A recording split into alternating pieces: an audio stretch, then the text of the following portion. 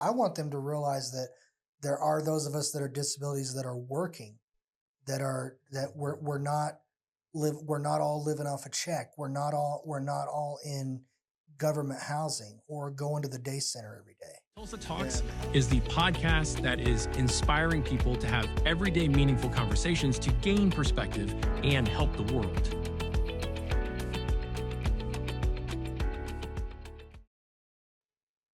Welcome to Tulsa Talks.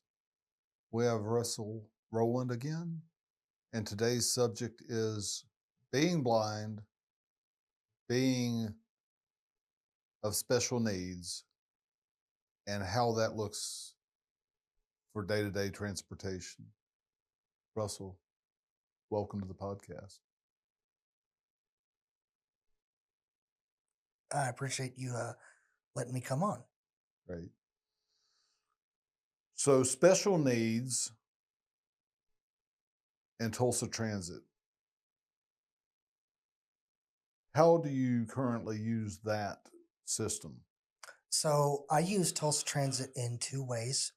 I am on what's called a subscription service. So because I travel to and from work every day at the same time, my trips are automatically booked by Tulsa Transit into the system. Now, if I want to modify a trip, like let's say I want to go, instead of going home from work at 5, I want to go home from work at 4:30, I have to go in myself and book a trip to get that trip modified. Okay. Um, And how do you do that? Is there an app on your phone for that? so there is an app called IRA, and it is an app for the blind. It's a paid app, and you get connected to a live person, and they help you with tasks that would require vision. Okay. And who pays for that service? I do. Wow. How much does that cost you a month, just out of curiosity? I pay $84 a month for it. That's an added expense that a lot of people don't have for their own lives. Right. So with Tulsa Transit, when you make those adjustments, are they pretty seamless most of the time? They work for you fairly well? If I didn't have IRA, no, they are not. Okay. Okay. But you do have that service, and fortunately, you have the $84 a month to be able to pay it. Yeah, and I like you use the word. I like the word you use there. Fortunately, because one of the downsides I feel that Tulsa Transit management does not understand is that those of us who have disabilities, we're not a one size fits all population. You have people that are living in government housing or who are living on fixed income or who may have disabilities that prevent them from working, whether that be cognitive delays or physical disabilities. And then you have people like myself who have the means and are tax-paying citizens to be, you know, uh, members of the community that are able to get out. And I just feel that it's wrong for Tulsa Transit to loop us all into one big group and say you're gonna do things our way and not really listen to what our concerns are. Right. And how would you be treated differently if, how would you suggest you be treated differently? I would suggest that Tulsa Transit, whenever we reach out to them, because a couple of years ago, Tulsa Transit launched an app called Tulsa MetroLink, and they offered no tutorials. They offered no help to the blind community. They're just kind of like, well, you guys figure it out on your own. And if you couldn't figure it out on your own, you hope that you had friends that knew how to work it. Because before they launched the app, people, I would have to get on the phone at like, 8 o'clock in the morning and maybe wait for between 5 to 30 minutes to get a hold of somebody and then get my trip booked for the next day, Oh, wow. you know.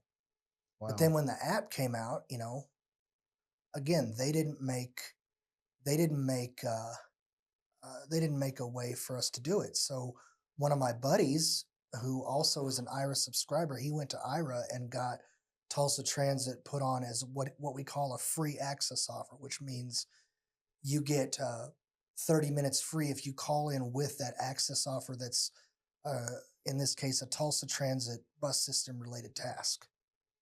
Okay. explain that a little bit more because I'm not quite sure that I So understand it I completely. would I would call in with Ira every morning, and I would say, I'd call in at like 8 in the morning, and I would say, my name is Russell Rowland. I need to book a trip with Tulsa Transit. They locate my Tulsa Transit credentials. They log into the Tulsa Transit website. I tell them, okay, I'm going from 6333 East Skelly Drive to 14705 East 37th Street. I want to be picked up on this day at 5 o'clock. I want to be back to my home. I want to be picked up by 5 o'clock.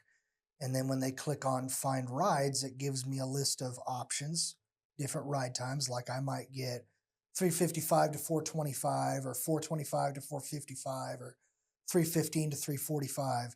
And I pick that ride. And then once the ride's booked, I will then wait for a text to let me know on that day, okay, your ride's on its way. And then you can look at the app and see, okay, your ride's 15 minutes out.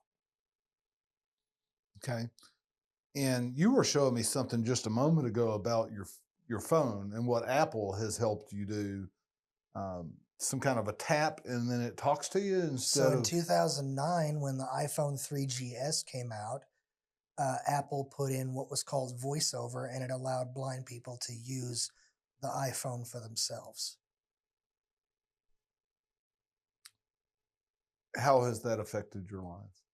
Well, I've been an iPhone user since I graduated, and it's just nice to have a mainstream phone because before I had a mainstream phone, AT&T had what was called the National Center for Customers with Disabilities, and there were two main programs that blind people use uh, to make cell phones usable beyond just calling, which were Talks and Mobile Speak at the time. So I had a phone that I could text with and email with and get on Facebook and things like that. Okay. All right. Back to social services and community programs. When they changed this to the app and you had to find help to navigate the system, you approached them. Well, I didn't approach them. A friend of mine that's in the blind community approached them. Okay. And what was their response? Hey, thank you. And we set up a meeting, or she set up a meeting, and they just ignored us. They said, we're not able to make this meeting. We have no interest in hearing what you have to say. So we as taxpayers, you as a taxpayer, didn't have a voice. Correct. How do we help you get a voice? I think just by letting people share their story, and then, people going to Tulsa Transit and saying, hey, this population relies on you guys. You guys need to make sure that they're all equally served. And you need to realize the diversity of your population. And are there any things that you would help them realize today that's still not the way that it needs to be? I would say that I want them to realize that there are those of us that are disabilities that are working, that we're not all living off a check. We're not all in government housing or going to the day center every day. And how would that realization in their process help them help you better? They would design an app that we can use. What does that mean? They would design an app that we can independently use. They would listen to our input. Okay. And what would your input be? You need to sit down with the blind users and let them explain, hey, I can do this, but if you change this, I'll be able to do this more effectively. Okay. And instead of listening to you, they turned a deaf ear to you. Correct. We certainly plan to reach out to the government within the next little while and see if we can get this changed. See what it takes to get the change made. Maybe there's a petition that we can get people to sign. We want to help you, help the community of Tulsa live better. That's why we're here. Are there other things in life that might be better done for the actively challenged people with disabilities in your life other than Tulsa Transit? Access to restaurant menus, probably. Okay. What does that look like to you? So today I went to, I don't know if you're familiar with a restaurant called the Big Biscuit. No, I'm not. I'm sorry. Okay, so it's a local restaurant that one of my buddies at Grand had recommended, and I went online and their menu was not accessible. Now, luckily, I had Ira who could help me read the menu, and I could record it while it was being read to me. But if I didn't have that service, I would have had to go into that restaurant and ask somebody to read a menu, and that's not something I'm comfortable doing. Okay. And what is the proposed change?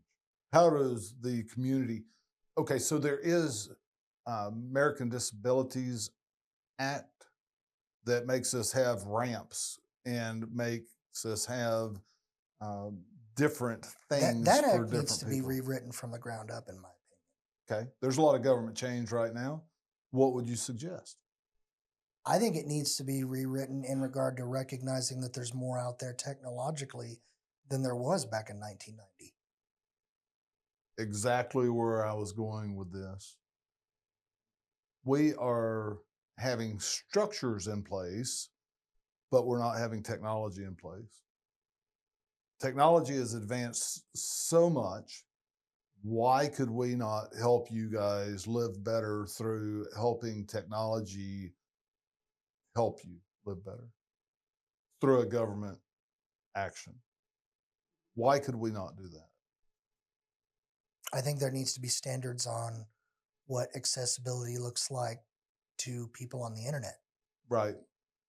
And it seems like if that were to happen, that people would have a little bit of a cost, but with the way technology is now, they could build that out to have that available for I mean, everybody that builds a website. Yeah, I've had an employer say, "Hey, we're not going to invest money in changing our software that we use to do our documentation and assessments because it's too much money." Yes.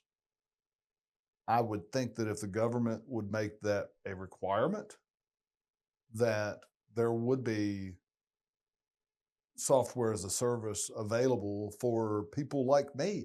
I've never thought about what you're talking about. We have a website. It's not user friendly for you. I don't know how to make it like that, but I certainly will look into it because I was unaware, didn't even think about it. And that's why we're here, to help people see other people's struggles, other people's gifts and abilities, and see how we can come alongside of each other to help each other live a better life.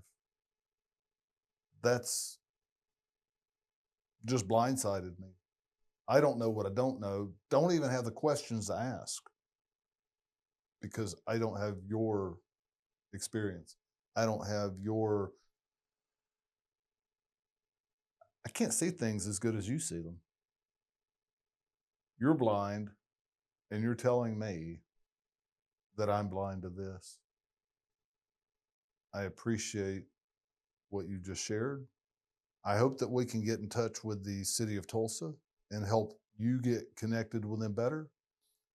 We do have people at a federal level as well that we'll reach out to and see if we can get them in gear to help revamp the ADA because you're important.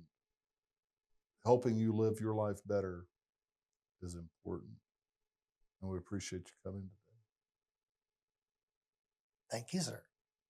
We are here to help you discover or develop your passions, how you can use them, and why you exist. How can we help you help others better?